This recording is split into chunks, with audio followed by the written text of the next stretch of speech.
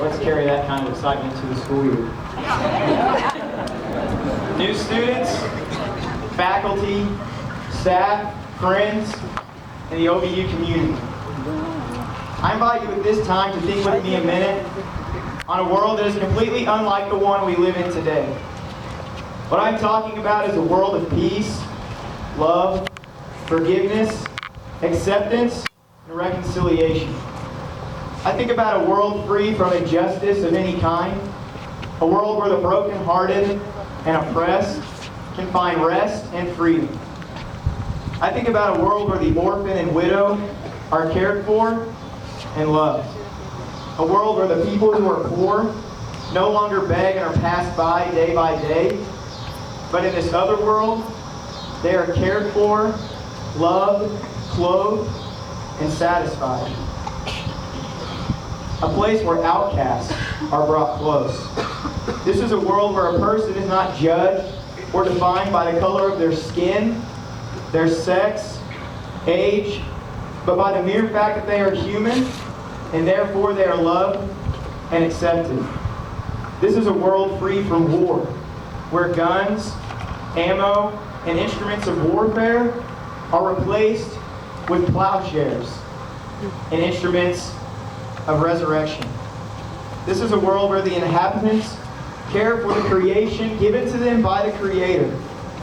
A place where all life is respected because it is a gift from God. This is a place where there are no enemies. A place where the lion and lamb sit together in peace. A place where people are not driven by greed and self-indulgence, but by their love for the Creator.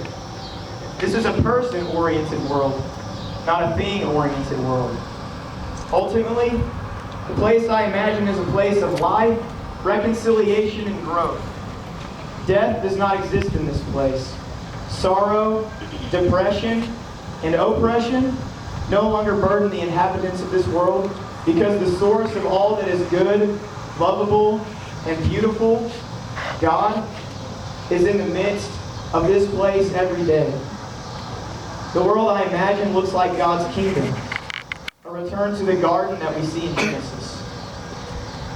Now, if we take a second to look around at the world and the current state of our world, our country, we'll see a world that looks nothing like the one just described.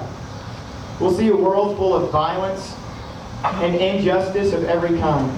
We'll see a world where the poor are ignored, blamed, and even looked down upon. We'll see a world that seems to be bursting at the seams with violence. Our country spends more money year after year on military defense than on programs of social uplift. Martin Luther King Jr. said that a country which does this is near spiritual death. We see a world where the rich get richer and the poor stay poor. The world we currently inhabit still has 27 million slaves, most of whom are children younger than yourselves. We see a world where people are hurting, searching, and lost. We see a world, a country, where its citizens are incarcerated at a staggering pace, yet no one to visit them while in prison. This is an individualistic world, where any concept of the common good has been lost. Obviously, this current world looks nothing like the world we described above. However, as God's people on God's earth, we have the responsibility and privilege to change this world to look more like God's kingdom. And as the people of God, we know there is hope. One of the greatest opportunities that you've been given to better yourself, as well as the world around you, is an education. And education is much more than mere information or knowledge that can come from textbooks. If this were all that amounted to an education, we might as well just lock ourselves away in a room to read.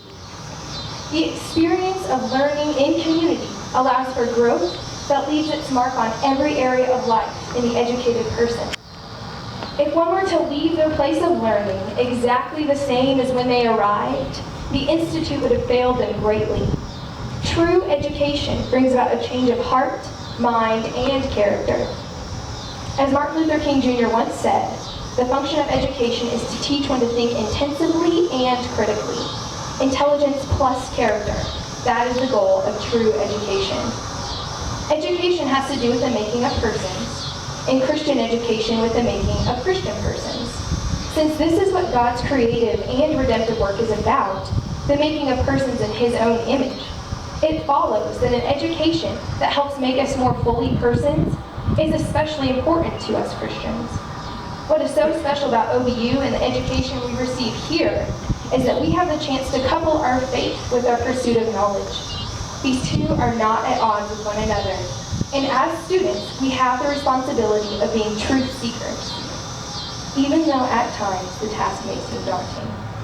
Do not create a comfort zone for yourself, where you read only the material that you agree with, or listen to the same thoughts that you've always grown up with. Rather, create a fertile environment for growth, where new concepts and ideas are not choked out by fear, misconceptions, or misunderstandings. Be willing to engage viewpoints and perspectives which are contrary to your own, for it is these things that will shape your mind and character the most. In the words of John Melton, a great Protestant author, that which purifies us is trial, and trial is by what is contrary. The professors here at OBU will not make your academic pursuits difficult just for the sake of difficulty, but they will challenge you, push you, at times provoke you, in order to develop and prepare you for a diverse world where you seek the common good for all people. However, all the responsibility does not fall on OBU. You new students have the responsibility to engage your education, to study with the best of your ability, and to seek truth wherever it might be found. You have the responsibility to allow yourself to be changed. No one will do it for you. You must make the choice. Do not think the choice is simply going to class or skipping, turning in a paper late or on time. It's much more than that.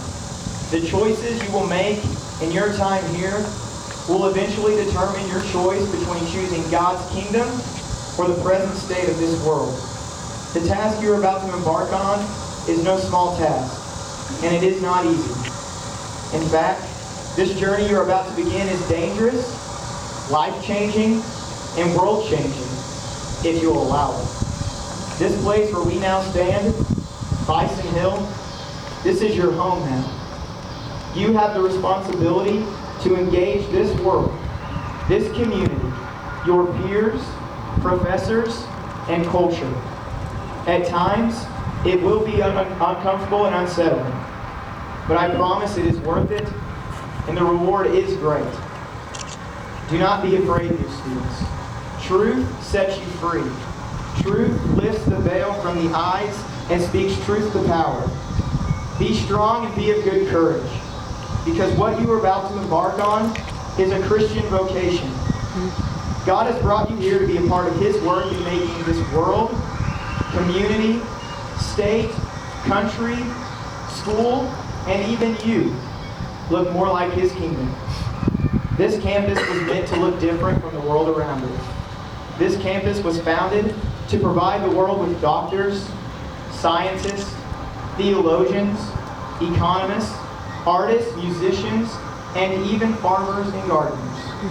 This campus was founded to train young men and women to give the world a picture of a place and a people who can be different, an alternative to the way that things currently are, to practice resurrection.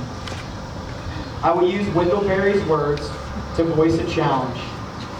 So, friends, every day, do something that won't compute. Love the Lord. Love the world. Work for nothing. Take all that you have and be poor. Love someone who does not deserve it. Laugh. Be joyful, though you've considered all the facts. We invite you to join us in this life-altering work. We invite you to choose life, to choose truth and love. In the words of the historian Arnold Toynbee, love is the ultimate force that makes for the saving choice of life and good against the damning choice of death and evil. Therefore, the first hope in our inventory must be the hope that love is going to have the last word. We are here to walk with you, help you, and to be taught by you and with you. Our challenge and our prayer for you, new students, is that you would be brave. Brave enough to push on into truth, even when it's hard. To allow yourself to think deeply and critically when it may be easier to accept simple answers. Brave enough to be open to change as well as growth. And brave enough to take what you learn here to further the kingdom of God wherever you are. Be transformed by the renewing of your mind to have the same globally minded vision that Christ had. If you allow yourselves to be open, this place will become your home. Your classmates, friends, and faculty will become like family, and you have the opportunity to do life here, to grow up here. In 4 years, which will go by in the blink of an eye, you will be back on these steps, being sent forth as better scholars and lovers of Christ to conquer the world. Commit now that when you leave this campus better than when you found it. That when you leave Shawnee, it is evident that the people of God were the hands and feet of Christ to this community, leaving an eternal change on the people here. That you yourselves will be even more in the likeness of Christ than when you first stepped on Bison Hill. Oklahoma Baptist University is not a place where you are merely a guest to new students, but this is a place where you get to take ownership. This is your new campus, your new mission field, and your new place to call home. Pray with me. Father, thank you for this day, and thank you for this new group of students. We're so thankful for them. And God, I know that you have so much for each one of them, and I pray that your spirit be strong in each one of them. And God, I pray that this campus would look different than the world that is around it. And I pray that these students would be different than the rest of their peers. I pray that your spirit would be strong among them. I pray that you would start a movement here, Lord, that people would see a difference in the students here on this campus, that we make a difference in the world, that we make a difference in Shawnee.